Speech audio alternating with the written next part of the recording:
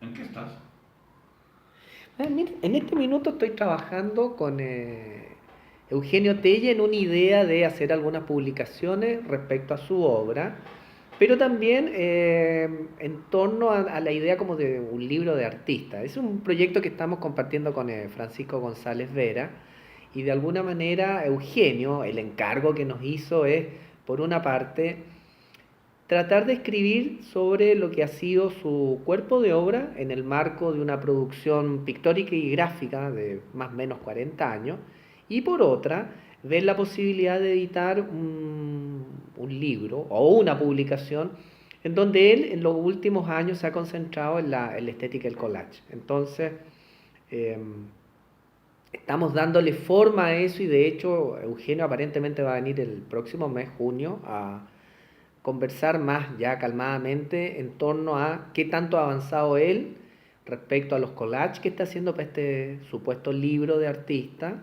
y también nos va a traer el material gráfico de lo que es su cuerpo de obra para que empecemos un poco a escribir y qué vamos a escribir y cómo lo vamos a escribir. Ese es por una parte el proyecto. Oye, pues, ¿desde cuándo tú empezaste a trabajar así con Eugenio Telle?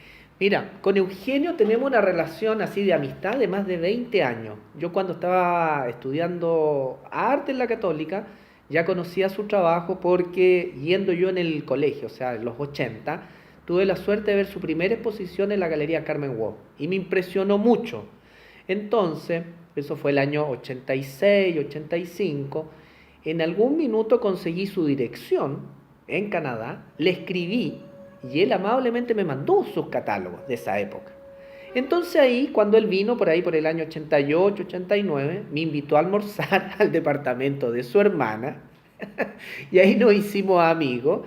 Y esa amistad se ha mantenido a lo largo de todos estos años, intermitentemente. Entonces, yo siempre he estado muy fascinado por su pintura, su obra gráfica, por todo el trabajo que él hace con el territorio, que tiene que ver con mi trabajo como artista plástico también. Entonces, esta afinidad yo creo que se fue acercando con los años y con el deseo también de Eugenio de establecer puentes con las generaciones, entre comillas, más jóvenes del arte chileno, de la investigación, de la teoría.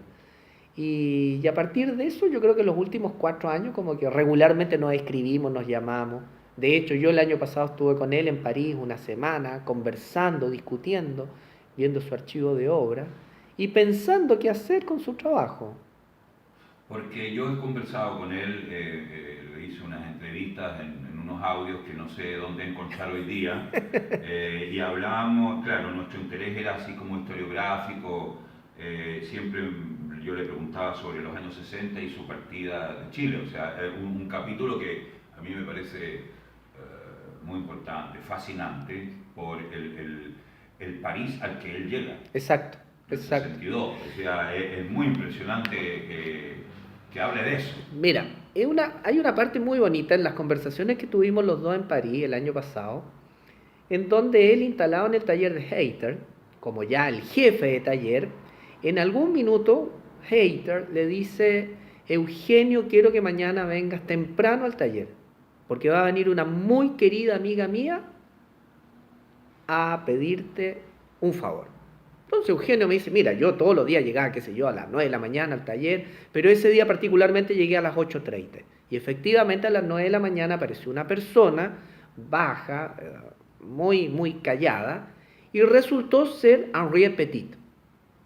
Y Henri Petit fue al taller de Hayter porque eran muy amigos en el París de los años 30, y ella venía a buscar lo que quedaba de su taller en París.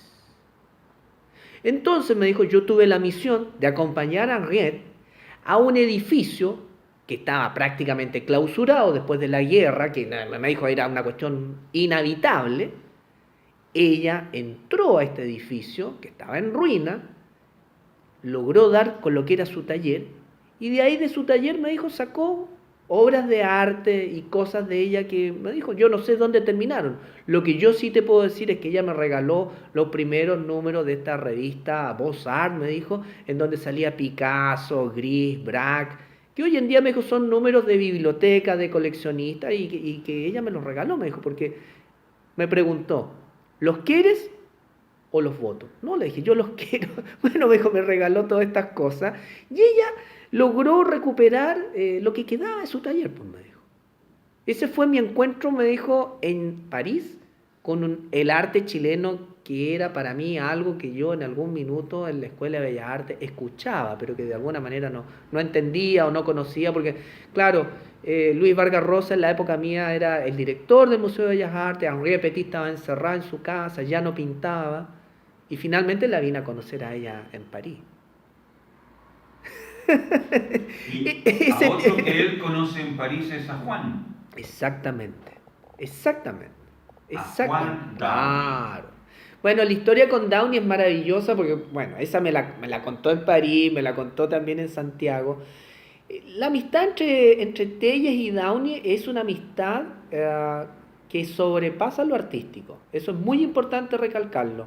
Podríamos decir que uno de los grandes amigos de Juan Downey a lo largo de su vida fue Eugenio Telles, por dos cosas. Primero, porque cuando Juan se instala en París está en condiciones económicas extremadamente precarias, por no decir en la pobreza. Y en el fondo, Eugenio, de alguna manera, ya estaba instalado en París de mejor manera. Por lo tanto, quien le presta una asistencia, por así decirlo, económica, fraternal y artística, es Telles a Juan en París.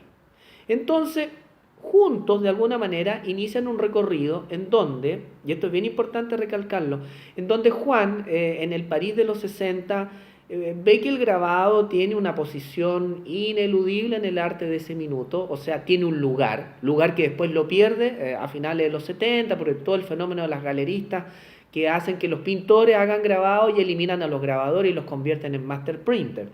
Entonces, Juan, en ese París de los 60, se desarrolla como artista del grabado gracias a la ayuda de Eugenio. Pero es muy interesante porque en algún minuto Juan descubre de que lo que se viene en el arte ya no está en París, sino en Estados Unidos. Y ahí es cuando le dice a Eugenio, mira Eugenio, sabes que yo ya creo que aquí en París no tengo nada más que hacer, me voy a ir a vivir a Washington porque creo que la vanguardia en el arte va por Washington. Y Telles es uno de los primeros artistas chilenos que como amigo visita a Juan en los 60 en Washington y después en Nueva York porque al mismo Telles le surge la posibilidad de irse a vivir a Illinois, a dar clases a la Universidad de Illinois y ser uno de los profesores fundadores de Skowhegan, que es una escuela de arte muy importante en Maine. Entonces, Eugenio, gracias a la movida que le hace en este caso Hater, que le dice, mira, tú realmente tienes que ir a Estados Unidos a enseñar porque aquí no hay tanto trabajo tampoco. Eugenio parte como profesor en visita a Illinois y aprovecha de visitar a Juan. Y ahí es una de las primeras personas de ver los trabajos cinéticos que está haciendo Downey, que son todas estas máquinas que funcionan con presión, con aire comprimido, con luz, con la acción del espectador. Y ahí Juan le manifiesta de que en el fondo ese es el arte que hay que hacer. Y que verdaderamente considera que él podría ir a Nueva York porque ha sabido de artistas que en Nueva York están un poco más avanzados que él. Entonces es muy bonito porque de alguna manera Eugenio ve después a Juan en Nueva York, donde ya no está con estas esculturas cinéticas, sino más bien está trabajando en el video de una manera muy experimental, de una manera muy pionera, pero sigue manteniendo el diálogo con él precisamente por ese encuentro que tienen ellos dos en París y además por esa relación que Juan siempre mantuvo con el grabado. Y eso también es importante recalcarlo porque de alguna manera Juan a lo largo de su vida vivió como profesor en Pratt Institute, pero como artista vivía de la venta de los grabados. Eso es algo. En un documental que hizo el Vicente Sabatini, Exacto. aparece un momento muy bonito en que Marilis muestra unos grabados Claro. que yo pude reconocer que eran como de la época de París. Claro. Muy, lo digo con todo respeto, muy Sañartu. Exacto. Mira, ahí hay otra cosa que es muy importante. Telles, cuando se va de Chile y llega a París, porque él llega primero a Madrid y de Madrid se toma el tren y llega a París, él llevaba dos grandes direcciones para visitar. Una era Roberto Mata, la otra era Enrique Zañartu. Entonces me dijo, mira, para que tú lo entiendas, en ese minuto, hablar de Mata y de Zañartu, para el contexto chileno, era como decir Picasso y Braque. Entonces me dijo, yo fui a ver a Zañartu. Zañartu me recibió como un aristócrata que instalado en París nunca había dejado de estar en Chile, este Chile latifundista, donde él hablaba con la voz así ceremoniosa, donde él vio mis trabajos, porque yo llevaba una carpeta, me dijo, de trabajo, con dibujos y qué sé yo, pintura, que no eran muy buenas, me dijo, pero que en el fondo Zañartu me encargó de hallarlas notables, interesantes, y decirme que realmente ese era el camino por el cual yo debía seguir como artista.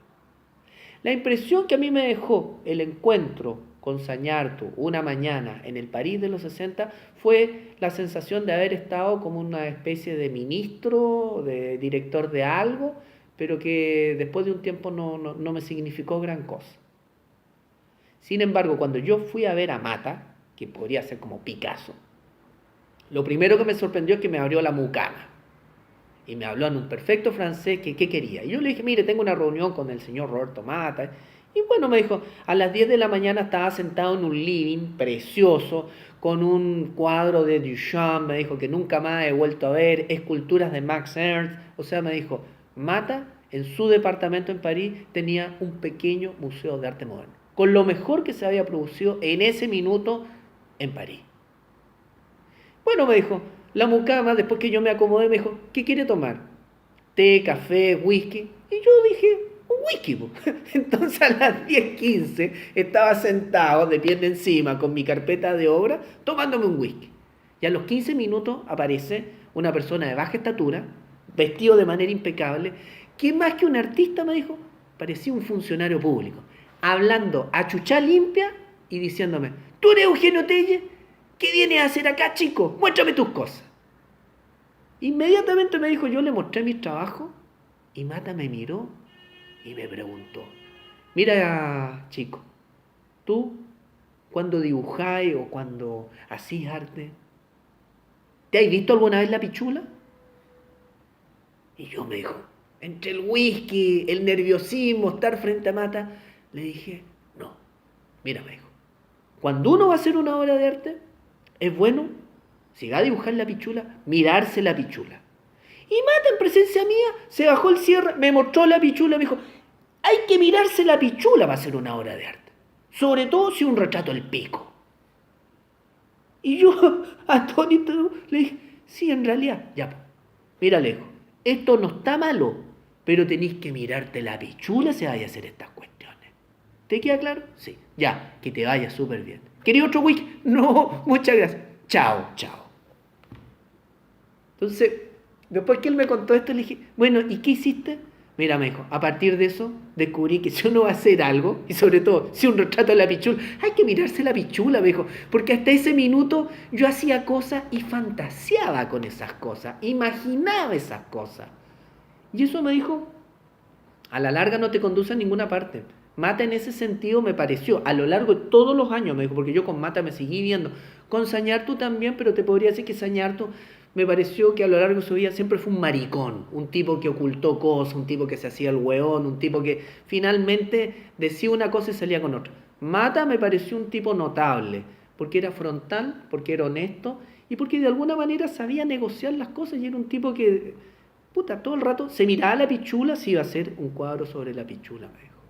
Y eso es algo que fue una gran enseñanza, ese primer encuentro con Mata, me dijo. Yo después estuve con él muchas otras veces, tanto en París como en Nueva York, por diversas cosas, me dijo, por diversas cosas me vi con Mata y siempre fue así, frontal, notable, honesto. Y en los 60, cuando Downey hace esos trabajos en el taller de Heiter que calificamos como medio sañartutianos, digamos, Es verdad, hay una... Sí, Y y los Telles dibujos, y también. Telles también, Telles sí. también, yo tengo los grabados del Eh, 65, son Sañartu, ¿sí? Yo creo que tanto Telles como Downey veían en Sañartu una especie de artista alcanzable.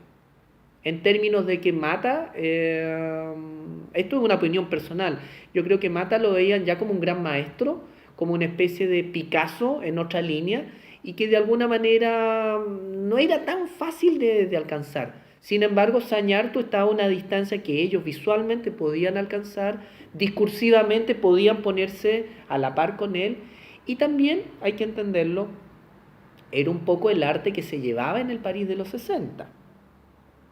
O sea, aquí yo siempre lo asocio a una clase muy linda que tuve en los años de estudio en la Católica, arte latinoamericano con Alberto Pérez. Y Alberto Pérez en una de las clases de arte latinoamericano no habla de los latinoamericanos en el París de los 50, sino que habla de los europeos en el París de los 50. Entonces él es el primer teórico que de alguna manera me introduce en la obra de Hans Hartung, de Georges Mathieu, de todos los tachistas, de Schneider también. Entonces, Pérez es el primer tipo que dice, miren, ustedes que siempre están estudiando la historia del arte en relación a Pollock, Rothko, estudien también a los europeos, que esos son los artistas que tienen real y verdaderamente una incidencia en el arte latinoamericano producido en los 50 y en los 60. Yo creo que Sañarto es hijo de esos artistas. Entonces, claro, para Telles y para Downey era más fácil seguir a Sañartu, que estaba en esa línea, que seguir a Mata, que ya era un clásico, que ya estaba en los museos. Y eso es algo que acá no se estudia, ¿te fijas? O sea, si tú te pones a hablar de Riopel, de Georges Mathieu, de Schneider, de Hartung, por ejemplo, acá la gente los desconoce, pero esos artistas tienen mucha importancia para entender un proceso de la pintura chilena de los años 40, 50. Claro, la abstracción chilena de esos años tiene que ver con esos artistas. No en términos visuales, sino más bien en esa relación que hay entre el gesto, la materia y la relación con la estética del cuadro. a mí me impresionó mucho ver, de hecho lo vimos con la Isabel Aminat en París, la, la exposición de Nicolas de Staël. Por ejemplo.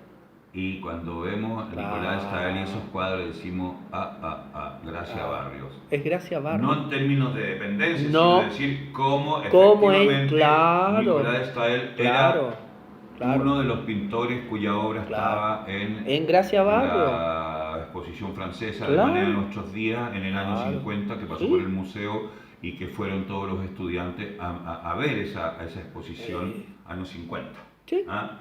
Em, Piensa lo siguiente, toda esa primera etapa de la Gracia Barrio, que es Nicolás de Estel, tiene una relación tremendamente importante para lo que ella después va a hacer en los 60 y después lo que ella retoma en los 80, cuando empieza con toda esta idea de las cabezas, que uno dice, claro, son cuerpos, sí, son cuerpos, pero también es materia depositada en el lienzo.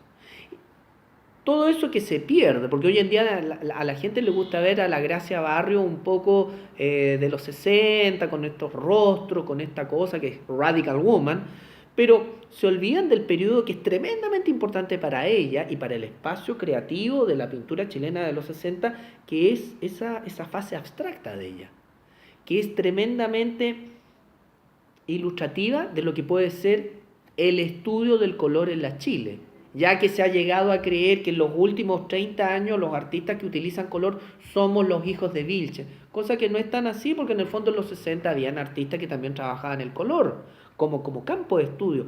Esos cuadros de Gracia Barra son bellísimos ejemplos de lo que es el estudio del color. El color y el gesto y la materia. Y es Nicolás de Estel. O sea, ahí uno dice, mira, es precioso ver cómo ella llega a eso de una manera, pucha, como tal vez los que vieron, no sé, pues en algún minuto la muestra de los 80 en el Bellas Artes, cuando vino David Salle, Schnabel, por ejemplo. O porque ahí, por ejemplo, ese periodo hay un cuadro que es muy de inflexión, que es el homenaje ay, el español, a Julián Grimau, Julián Grimao, exactamente. que es yeso, Exacto. la Claro, herida claro, está muy... Son tres elementos que, Tres elementos, que constituyen la exacto, obra. claro, Claro. claro. Eso es una cuestión en donde ella mezcla muy bien la idea de la abstracción, no como un reduccionismo, sino como la abstracción, como un sacar las partes, como un ¿Te separar. fijas que esos años 62, más o 62, menos? sí, 62, 63, O sea, grupo claro. signo, lo que le llaman grupo signo, que en el fondo es... Es eso. Es toda la investigación matérica, es toda la investigación, yo diría, no figurativa. Eso es muy bonito, es muy bonito. Que después ellos lo llevan a la dimensión social, es fantástico. Pero ellos parten por ahí, parten por una cuestión que tú eres muy lúcido al relatar. Es esa exposición que ellos ven siendo alumnos de la Escuela de Bellas Artes. Y ahí se empieza a encender una ampolleta. Claro. Es curioso porque se les enciende la ampolleta que de algún modo se les había encendido antes como estudiantes autoproducidos, autoeducados, porque la enseñanza no era buena. de la Escuela de Bellas Artes no estaba a la altura, no, diríamos. Entonces, no era buena. En vez de tomarse la escuela, se las arreglaron para autoproducir un conocimiento que luego... Era como el grupo de artistas plásticos, sí. que en el fondo estaba, bueno, Pepe, La Gracia, Juan Egenau, que en el fondo Juan nunca estudió escultura, él era orfebre, y de la orfebrería pasó a la escultura. El mismo Poblete. Poblete también, claro. Entonces eran podríamos decir, un grupo de cabros inquietos que querían ser artistas. Y se autoeducaban. Sí. Eso es muy bonito en ello. Ahora, ahí también viene como el derribamiento del mito de Burckhardt, porque de alguna manera Balmer, las veces que yo estuve ordenando su taller y todo, y conversamos después de las sesiones de trabajo, Pepe siempre me habló de don Pablo Burckhardt como una persona que más que enseñarles a ellos a pintar, les enseñó a ver y a trabajar desde la autonomía. Porque él me explicaba, me decía, mira, la clase de don Pablo era una clase llena de señoras aristócratas que estaban ahí, matiné, muy noche pintando. Gracias, yo, Enriquelín, estábamos atrás. Y don Pablo llegaba, qué sé yo, a media mañana y miraba a las alumnas y de repente se acercaba a nosotros y nos miraba y decía, siga así, compañerito, eso va bien. Bueno, ¿y qué más le decía, maestro? No, nada más. Pero nosotros nos dábamos cuenta que él no corregía al resto. Le daba lo mismo si iban o no iban esta señora. Pero con nosotros tampoco nos decía, oiga, hágalo aquí, hágalo acá. No, tenía una actitud como decir, miren, el camino que ustedes están haciendo es el camino, pero yo no voy a opinar, no voy a hacer una reflexión sobre eso. Entonces, eso yo creo que a Balmer le permitió una zona de confort, desde donde poder trabajar y desde donde poder congregarse con otros tipos de inquietos que buscaban otras cosas. O sea, y es curioso la amistad que él tenía con Poblete, un geométrico funcionario del MINBU, siempre detestado por Vergara Gres. Exacto. Es decir, sí. siempre lo... Siempre. y siempre lo protegió, pero además siempre... ubica de sus viejos amigos, dice, siempre habló muy fraternalmente. Sí, y era muy amigo. Muy amigo. Y Mira, no teniendo algo geométrico. No, yo creo que ahí está el vínculo con el Partido Comunista, pero más allá de eso, estaba la relación de que Balmer veía en Poblete realmente la vereda de enfrente de lo que estéticamente él hacía. O sea, yo creo que el verdadero geométrico vendría a ser Poblete desde el punto de vista de que Poblete buscaba una relación, por su condición comunista, de una transformación del hombre a través de esa estética. Que es un poco lo que buscaron los geométricos como Leparc, Soto y todo en París, pero que finalmente el mercado del arte los convirtió en lo decorativo que hoy en día son y se ven y se venden. Vergara Gres, el gran problema que él tiene, y eso una vez se lo escuché a Dibborn, porque yo una vez le pregunté a Dibborn por Vergara Gres. Entonces yo le dije, a ver, tú estando en el Bellas Artes, ¿tuviste contacto con Vergara Gres? No, me dijo. ¿Pero lo conociste? Bueno, sí. ¿Y cuál es tu opinión? Mira, me dijo, ese tipo hablaba y nadie lo entendía. Y yo creo que ni él mismo se entendía. Y yo leyendo los textos de Vergara Gres, que en algún minuto tuve acceso porque escribí un texto sobre él, yo llegué a descubrir que Vergara Gres lo que buscaba a través de la geometría no era una transformación del hombre, sino que lo que Vergara Grés buscaba a través del arte es, de alguna manera, una especie de prosecución o alcance del arte por el arte. O sea, el tipo estaba maravillado con esta idea de que el arte podía ser un estado sublime del espíritu humano. Lo que uno podría hoy en día decir, y que se ha perdido mucho en el arte contemporáneo, esta idea del sincretismo en el arte. O sea, Vergara Grés, a su manera, quería ser una especie de Kandinsky o de Mondrian, en donde él, a través de estas líneas geométricas, de estos colores puros, estableciese un orden absoluto de lo que es una estética, en donde el artista está casi en un estado de pureza, en un estado sacerdotal. Eso yo creo que él lo descubrió mirando la cordillera de los Andes, que le debe haber parecido un macizo impresionante, y como declamación a este macizo impresionante, obra de Dios, él construye esta estética. Pero él nunca supo cómo explicarlo. Y lo que es peor, nunca dejó que otros le rebatieran estas ideas. Yo creo que el tipo que mejor le podía rebatir estas ideas era Poblete. Y por eso Vergara Grés siempre lo echó para el lado. Porque Vergara Grés descubrió que de alguna manera Balme estaba en una vereda que era la opuesta de él, pero que no lo iba a molestar porque él estaba preocupado de todo lo social, de la transformación del hombre. Y este otro descubrió que su vereda, siendo más chica, también tenía un espacio desde el cual él podía construir o armar a esto forma y espacio, rectángulo. Y esa es la pelea que tiene con Matilde Pérez también. Cuando Matilde Pérez le dice de que también se puede pintar con otros elementos que no necesariamente sean óleo sobre tela. Matilde es la primera en decirle, mira, podemos trabajar con otros materiales. Y el viejo le dice, no.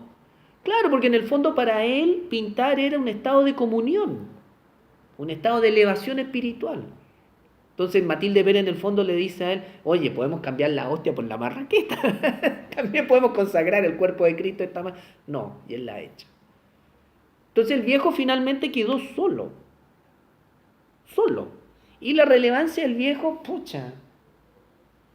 Yo creo que habría sido interesante si Silva Enrique le hubiese dado un apoyo católico cristiano. ¿Cachai? Pero políticamente, claro, estaban perdidos, en el sentido Ya, que la facultad, claro, dominio comunista, claro. socialista comunista en Ya, los años del 68 en claro. adelante. Y esa es la otra pelea. Hay unos textos en donde, creo que aparece en la revista AUCA, en donde para la Unidad Popular se hacen unos encuentros de estudiantes plásticos, de artistas plásticos. Y el único que sale a defender que forma y espacio está con el nuevo orden, que es la Unidad Popular, es Poblete. Y Vergara Grés prácticamente expulsa a Poblete por esos dichos que él hace en este encuentro de artistas plásticos.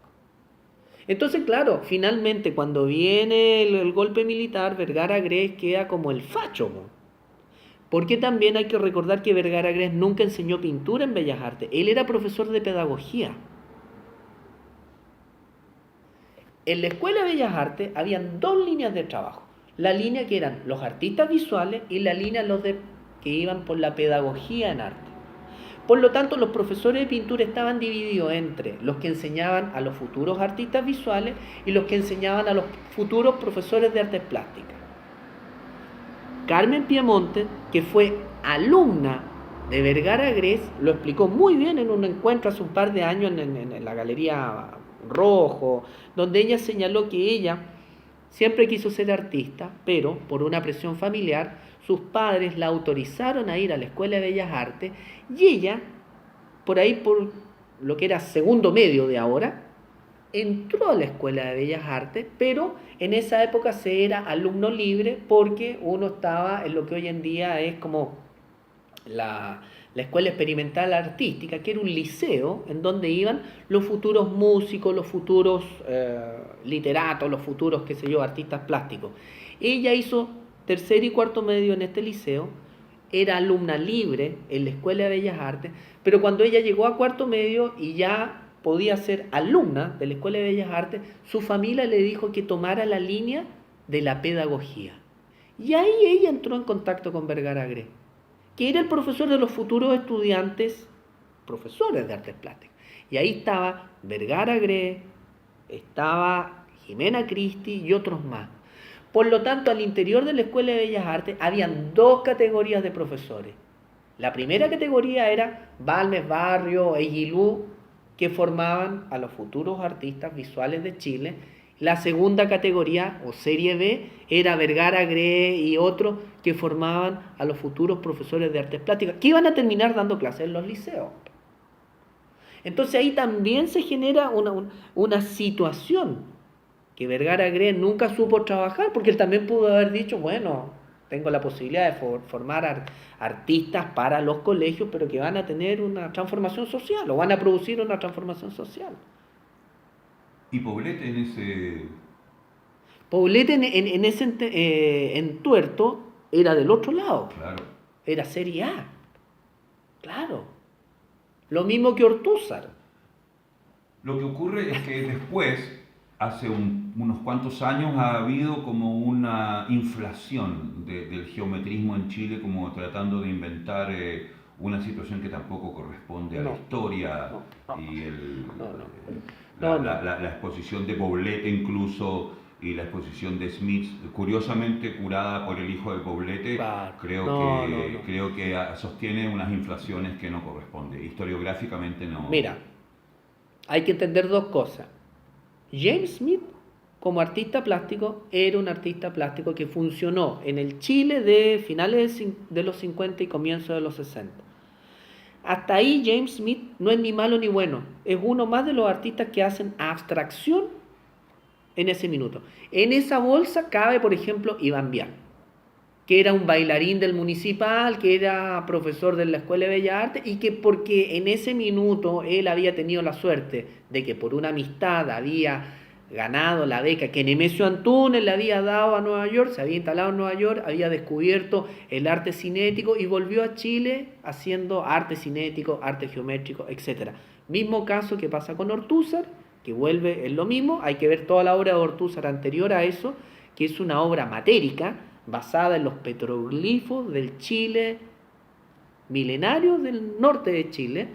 Y hay que ver el caso de Núñez, que era una especie de mata chiquitito que descubre el pop en Nueva York. Si uno se pone a pensar eso, uno descubre que ese proceso de aceleración en Ortúzar y en Vial, para que lleguen a lo geométrico, se los da Nueva York, el Nueva York de los 60, fines de los 50, comienzos de los 60. Pero es bien interesante, James Smith no participa de eso, porque él, cuando viene toda la transformación de la Facultad de Artes de la Chile y posteriormente el advenimiento de la Unidad Popular, James Smith se va al área del diseño gráfico, porque él se convierte en el diseñador gráfico de la revista Ercilla, que bellísimamente vimos hace un par de años en el Museo Salvador Allende, que es Núñez, que es Iván Vial, que son todos esos portadas psicodélicas o pop, si uno quiere, son obra y gracia del trabajo de James Smith en esa revista, que se vuelca desde la pintura al diseño gráfico. Por lo tanto, cuando él después se va al exilio, producto que trabajó en Quimantú durante la Unidad Popular y bueno, se acaba toda su historia, en el fondo lo que uno descubre es que James Smith, interesantemente como artista, no lo es tanto, sino más bien es desde el campo de revolución de fines de los 60 y comienzos de los 70 en el área del diseño gráfico. Ahí habría que hacer una investigación, no desde la pintura. Ahora, si uno vuelve a esta idea, lo que se ha querido hacer, especialmente tanto Ramón Castillo como el hijo de Poblete, al inflacionar la obra de estos geométricos, es ganarse las lucas que estos artistas en su momento no se las ganaron porque no tenían interés en eso y porque tampoco el espacio plástico no chileno, no tampoco. O sea, hay que ver que Balmi y La Gracia tampoco estaban haciendo lucas porque hacían lo que hacían, no, eran profesores en la Escuela de Bellas Artes. Lo que pasa es que parece que hay una especie de prurito en cierto tipo de historiografía vinculada a Castillo y a otros, es que a Varas también, sí. Es como el descubrimiento de precursores. Sí. Mira, es como la voluntad de encontrar precursores desconocidos que vendrían a revolucionar El espacio plástico. La cartografía Claro. que ya hemos, entre comillas, Armado, establecido, claro, armado. claro, Entonces, por claro. un lado, inventar precursores antes de los 75 Claro. y luego recuperar olvidados, Exacto. para los cuales inventamos a los olvidados que nos convengan. Exacto. ¿Ah?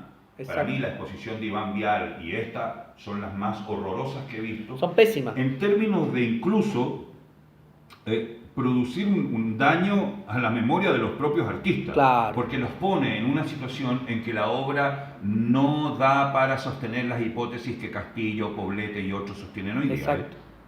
Yo, desde ese punto de vista, siempre he visto de que tanto Castillo como Vara tienen como la malformación de lo que han visto en la escena brasileña, en donde, claro, los brasileños, entre comillas, redescubren a Hélio Oiticica y lo lanzan y lo convierten en el mito del arte brasileño, al punto de que Robert Storr dice, si el arte europeo de posguerra tiene a Joseph Beuys, los brasileños o los latinoamericanos tienen a Hélio Oiticica. Y esa es una frase de Robert Storr para Art in America, para Art Forum, para vender más revistas. Eso no corresponde a la realidad del arte brasileño y creo que tampoco corresponde a la realidad del arte europeo. Pero estos dos consideran, si los brasileños pudieron, ¿por qué nosotros no? Ojo, nuestros procesos de trabajo y reflexión no tienen nada que ver con esos procesos de trabajo y reflexión como la escena brasileña o como la escena argentina. Por lo tanto, andar inventando mitos o andar redescubriendo artistas no es el camino. Es más bien buscar nombres que tal vez no están muy comentados y ponerlos en circulación con un cierto diagrama que tú y otras personas pacientemente se han encargado de armar. Pero en ese sentido la sobreinflación de Matilde para también un poco joderse la tradición de Vergara Gres es también producto de un gran forzamiento de la propia obra de Matilde Pérez. Exactamente. O sea, creo que cometen unos actos de forzamiento, Mira. Porque es como, y en el caso de Vara es como deudoras de la tucumanización Claro. artística del Claro, arte chileno. del arte chileno. Sí. Mira, para ponerlo de una manera muy simple, el valor de la obra de Matilde Pérez es precisamente la precariedad respecto a la producción que ella hizo.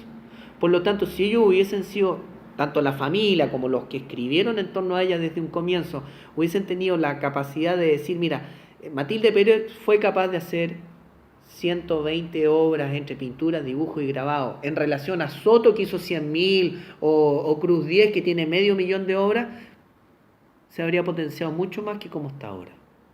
Porque yo he visto fotocopias a color firmadas por Matilde Pérez que valen 1 millón de pesos y que los que la han comprado creen que en 2 años más van a valer 2 millones de pesos, cosa que no tiene ningún sentido porque esas cosas no valen nada. Quien me permite establecer esto que yo te estoy diciendo fue Jesús Soto, a quien entrevisté 20 años atrás cuando expuso en la Telefónica y con quien conversé toda una mañana, así como estoy contigo ahora, en el hotel Holiday Inn. Y yo le pregunté a él, le dije, ¿se había conocido a Matilde? Me dijo, Carlos, la bella Matilde en el París de los 50, me dijo, la mujer más linda que he visto en mi vida. ¿Y qué te parece su obra? Mira, me dijo, lo que yo siempre podría rescatar de esa obra es esa escasa producción respecto a que se vino a Chile y en Chile no estaba en esas condiciones que nosotros tuvimos en París para producir en los 60, claro, lo que hemos producido. Entonces eso habría sido valioso en Matilde.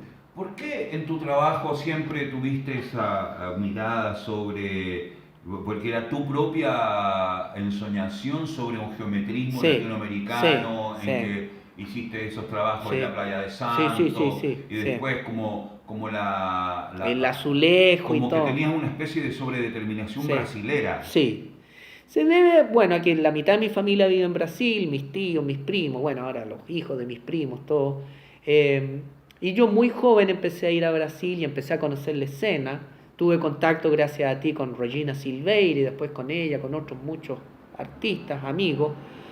Entonces siempre la escena brasileña me pareció fascinante por el lugar que tenía la geometría. Y mi pregunta como artista fue cómo hacer que esa relación que los brasileños tienen con la geometría yo la pueda tener desde Chile con la geometría. Y ahí descubrí que yo lo único que podía ofrecerle a la geometría brasileña era el territorio. Entonces por eso hice esas marcas efímeras en Santo, que primero las hice en Santo, Brasil, y después las hice en el desierto de Atacama, y ahí eso se relaciona con la historia del desierto que tiene Chile, con Dietborn, con qué sé yo, con la Lotte Rosenfeld.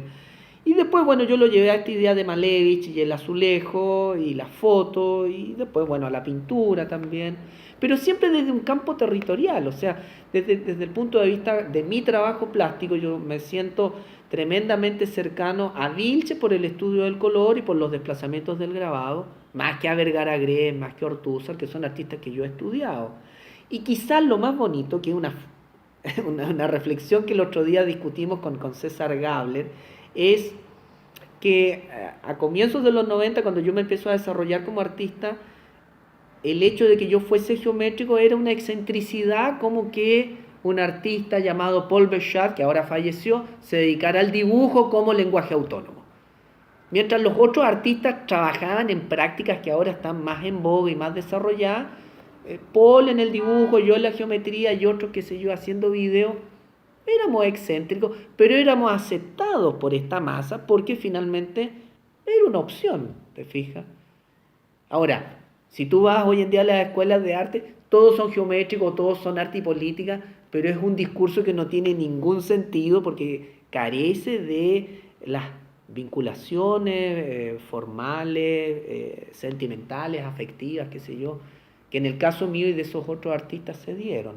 Con esto no estoy negando la escena actual, pero sí te podría decir que es una escena que es más hija de la bienalización y la ferialización del arte que mi escena, que es de alguna manera hija de las Porque ahí corrientes. tenías tú una mirada también criolla sobre lo que podríamos llamar un geometrismo que no buscabas en la pintura sino en el Claro. diseño. Exacto, claro, ¿Te acuerdas del examen de claro, grado del claro, Marito? claro. Perdón, de Mario Navarro. De Mario Navarro, claro, Eh, claro. El mobiliario que él dispone en la sala y la pintura que él hace en la sala es una relación afectiva con las cosas de su casa. O sea, es una dimensión doméstica de lo que puede ser el grabado llevado al diseño industrial chileno de los 60-70, que son los muebles SIC en este caso.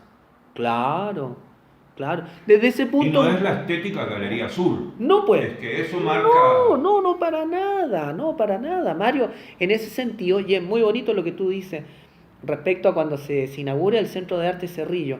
Yo creo que los dos artistas que más pueden hablar de lo que es Cerrillos como epicentro desplazado del arte chileno son los hermanos Navarro, porque ellos vivieron toda su vida en Cerrillo. Por lo tanto, tienen plena conciencia de lo que es esa utopía de convertir esa avenida en un parque escultórico gracias a los encuentros arte e industria, o bien lo que es Cerrillo bajo la dictadura militar, en donde no pasa nada. Yo tuve la suerte de estar muchas veces en la casa de ellos, pasaje Coquimbo, ahí, justo a la vuelta de Scanavini, y conversar sobre lo que eran esas esculturas del encuentro arte-industria, Ortúzar, Galá, qué sé yo, Diver, que eran una ruina en ese lugar. Y después se hace un parque dedicado al arte contemporáneo y omite todo eso. Yo digo, o sea, los que vinieron a hacer esto no tienen ni idea de lo que aquí se ha vivido en torno al arte. Y la política. Y la política, claro, claro. Claro, piensa la FISA como el epicentro. Y la memoria en los navarros del cordón Cerrillo. Por ejemplo. Claro, claro, claro. Y ahí hay una relación arte, política, arte y geometría, arte y sociedad. Está muy clara. Y esas cosas debieran, no sé... Pero escribiste sobre Vilches, sí, el libro del 2006, 2007. Sí.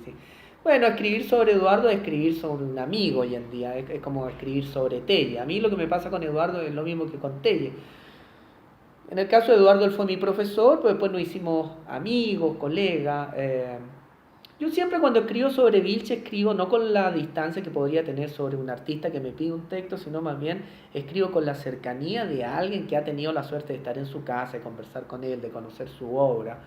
Y y de ver también cómo se hicieron esas obras. Lo que pasa es que te iba a hacer una pregunta entre colegas de escritura, es que ese texto que escribiste sobre Vilche Sí. es el regreso de tu viaje a Japón. Exactamente. Entonces, en el texto, Exacto. hablemos del texto, Sí, no sí. de Vilches, Hablemos del texto, sí, sí, sí. En el texto ese tú pones unos fragmentos enigmáticos, Exacto. epígrafes japoneses, Exacto, japoneses, de literatura japonesa. Exactamente. Entonces, hablas estás totalmente seducido por esa mirada, Claro. pero instalas una valoración del vacío Exacto. Exacto. que te permite escribir de otro modo Sí. sobre Vilche, Sí. sobre todo en relación al vacío. Sí. Ya, es que ahí pasan cosas muy interesantes. Yo creo que cuando se hizo la primera retrospectiva de Vilche en el Bellas Artes y se mostraron los dibujos, ahí hay muchos dibujos que son realmente De la que caligrafía. yo fui curador, Exactamente, sí, tú ahí Se me- se te había olvidado. Ahí, por ejemplo, hay muchos dibujos que tienen que ver con la caligrafía japonesa, desde el punto de vista de cómo Vilche observa el paisaje de Concepción, o de la ribera de la Es que yo laguna no lo San había Pedro. visto así. Claro. Digo, Sí, sí. lo admito, yo no lo Claro, había visto así. claro, ¿Ves? claro. Entonces ahí Vilche lo que hace al dibujar es, volvemos a la idea de abstraer, no como reducir, sino separar. Y va separando lo que él considera es importante para construir la imagen visual. Entonces son rayas. Y esas rayas dan la referencia, en este caso, a la ribera, al junco, al cielo respecto al territorio, etc. Yo creo que cuando él hace la serie de los retratos en la serigrafía de los 70, hace lo mismo. Toma el perfil de su rostro y va jugando con el vacío, o sea, no con la silueta, sino con el perfil, con la línea que construye lo uno y lo otro. Y somos nosotros los que decimos, es el rostro, es la bala, es el orificio, es la mano, es el alcance, es la lejanía. Eso, bueno, él es muy japonés y te tengo que confesar que la obra que más me gusta de él es una que se llama Eclipse, que es su rostro en dos tonalidades y que hay una versión en serigrafía del año 76 que él aparece con un plato y de la cual él solo tiene una obra porque es una edición que él hizo para el Museo de Arte de la Tertulia y que fue una especie de beneficencia. Entonces él donó y se quedó solo con una obra que está en su casa y que yo siempre le he querido tener. Y la otra es un portafolio que nunca se hizo en la Católica, que era La creación del mundo, donde él nuevamente aparece el día y la noche con esta idea del eclipse. ¿Por qué me gustan esas dos obras? Por sobre todo porque hablan de eso, del todo y la nada, como de lo que hay y lo que no hay, del vacío y del lleno. Pero luego trabajaste con él en la exposición de la Gabriela Mistral. Sí, claro, sí. Háblame del jardín, ya te diré por qué. No, es que ahí los dos tenemos una fascinación por el jardín. Yo creo que mi gran enseñanza en Japón como artista fue llevar la geometría a la estética de los jardines, porque la estética de los jardines en Japón, sobre todo los jardines zen, tienen que ver con la presencia y la ausencia de los elementos que constituyen el jardín, que es una idea de hablar del orden respecto al desorden, de cómo nosotros vemos el mundo. Entonces yo llevé la estética y la geometría a la idea del jardín, producto de la vida en Japón. Y cuando volví, bueno, y me reencontré con Eduardo, y él estaba en Chiloé. Me dijo, me voy a Chiloé porque me gusta la naturaleza, pero voy a construir un jardín, me dijo. Quiero hacer un jardín. Y construye un bosque. Claro, Entre comillas, claro, claro, yo todavía no pero lo he podido ver, pero me dicen que es increíble. Yo lo vi. Como estudio color y todo. Lo vi, discutí con él, en el fondo dije, claro. Eduardo, vamos a hacer una exposición, pero no quiero hacer una retrospectiva. No, claro. Le expliqué que quería hacer una exposición sobre su pensamiento visual. Claro. Y coincidió con que fui a inaugurar la 30ª versión del Museo de Arte Moderno. Claro, en Chiloé. Viajé y le digo, estoy allá, ¿te puedo ir a ver? Me dijo, ven a verme, todo muy formal, 1 de la tarde, y llegué Ay, qué increíble. almorzamos, conversamos, y de repente me dice, ya, ahora te voy a mostrar una cosa. Y partimos a ver toda la tarde el bosque. Espectacular. Cuando regresamos a tomar té, yo ya sabía qué era lo que había que poner. Mostrar. Ay, qué bonito. En el fondo, el bosque. El bosque, claro. y luego organicé para Semana Santa una visita con Hugo, con la Paula del Sol y con Hugo Robles para grabar. Y grabamos ahí. Espectacular. Ah, Entonces, en la exposición que vamos a hacer, esas imágenes ocupan un lugar central. preponderante. Claro. ¿Cómo lo vamos a hacer? ¿Cómo? Ya, ese es otro problema. No, En fin. no, esa es la producción, la puesta en escena. Pero no, porque todo el mundo espera algo más clásico del No, propio no, Vilche. No. Ya, en fin. Pero es esa fascinación por el bosque, por la manera de ordenar, me decía, siempre hay que andar con unas tijeras aquí. Claro, ¿Ah? Porque hay que cortar el camino, reabrir, en fin. claro. Espero yo que sea más bien significativo y debo escribir algunas cosas al respecto, pero te lo quería mencionar. Ah, qué porque, bonito. en efecto, fuimos Ah, qué lindo. desde su casa, Ah. que es en el fondo una Ay, qué gran bello. embarcación invertida y un galpón al mismo tiempo, Claro. pero convertido en loft. O sea, una cosa muy Vilches también. Claro, muy muy racional, muy muy Vilche Alicia. Claro. De hecho, se llama Villa Alicia. Villa Alicia, mira, como Villa Alicia en Chiloé. Claro. ¿Ves? Entonces, está el bosque. Qué lindo. La casa está en una explanada. La Ya. casa ocupa un espacio en relación a una explanada larga Claro. que empieza a bajar. Y baja hacia una quebrada que termina En el bosque. en un fango, en una especie de riachuelo, en donde todo el piso está podrido, está inestable, hay barro consolidado, entonces comienza a construir caminitos de madera, ¿ves? Pum, va armando, y luego arma escalera y miradores para poder ver el bosque a media altura, que uno nunca lo ve, Exacto. y descansos y todo. Entonces es un diagrama muy impresionante. Vamos a ver qué significa. A ver, vamos a poner el bosque, que ya no es un jardín, ¿ah? Es un bosque. Es un bosque. Es un bosque. Precioso porque en el fondo es como la culminación de su obra. O sea, visto así ya es como el legado, ese es como su mensaje al mundo. Eso es muy lindo. ¿Y la muestra cuándo va a ser? En noviembre. Acá, de 21. No, Excelente. en el tranque, en Lo Ah, Barnechea. qué bien, qué En Lo bien. Barnechea. Ah, excelente. Súper. Todo por hoy.